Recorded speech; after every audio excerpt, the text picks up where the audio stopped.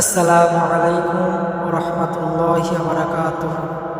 একদা হুজুর সাল্লাল্লাহু আলাইহি ওয়াসাল্লাম নামাজের জন্য তাশরিফ আনলেন এবং এসে দেখিলেন কিছু সংখ্যক লোক খিলখিল করে হাসিতেছে এবং ওই হাসির কারণে তাদের দাঁত দেখা যাইছে।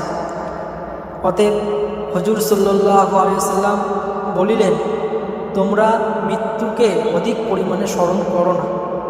যদি তোমরা স্মরণ করিতে তাহলে এই অবস্থা সৃষ্টি হতো না। অতএব তোমরা মৃত্যুকে অনেক বেশি বেশি স্মরণ করো। কবরের উপর এমন কোনো দিন অতিবাহিত হয় না যে কবর ঘোষণা দিতে থাকে, আমি পোকামাকড়ের ঘর, আমি অন্ধকারের ঘর, আমি এক অপরিচিত ঘর। যখন কোনো মুমিন ব্যক্তিকে কবরে রাখা হয় তখন সে বলে, আগমন মোবারক, তুমি খুব ভালো করিয়াছ, আসিয়া গিয়াছ। জমিনের বুকে যত লোক বিচরণ করিত তাহাদের মধ্যে তুমি আমার নিকট সর্বদা প্রিয় ছিলে, সর্বাধিক প্রিয় ছিলে। আজ তুমি আমার নিকট আসিছ আমার উত্তম আচরণ দেখিবে। অতঃপর মৃত ব্যক্তির যে পর্যন্ত দৃষ্টি পৌঁছায় ওই পর্যন্ত কবর প্রশস্ত হয়ে যায়, আর উহার দিকে একটি জান্নাতের দরজা খুলিয়া দেওয়া হয়, যাহা দ্বারা জান্নাতের খুশবু ও হাওয়া আসিতে থাকে।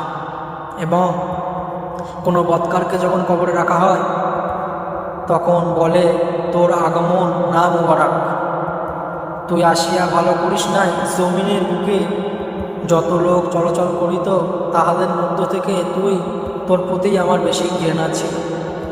আজ যখন তুই আমার শপথ হয়েছিস, আমার আচরণও দেখতে পাবে। অতঃপর কবর এত জোরে তাকে চাপ দেয় যে একটি হাড় আরেকটি হাড়ের ভিতরে ঢুকে যায় এবং এইরূপ তাহার উপরে অজগর নিযুক্ত হয়ে যায়, অজগর সাপ নিযুক্ত হয়ে যায় তাহার উপরে। এবং এই সাপের কথা এমন বলা হয়েছে, যদি এই সাপ জমিনে দুনিয়ার বুকে একবার বিশ্বাস করত, দুনিয়ার যত সবুজ ঘাস আছে সেগুলো আর কোনোদিন সবুজ থাকতো না।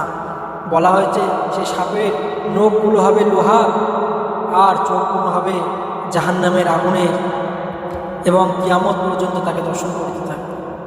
আল্লাহ আমাদের সবাইকে 5 ওয়াক্ত নামাজ পড়ার তৌফিক দান, আমলে সালেহ করার তৌফিক দান।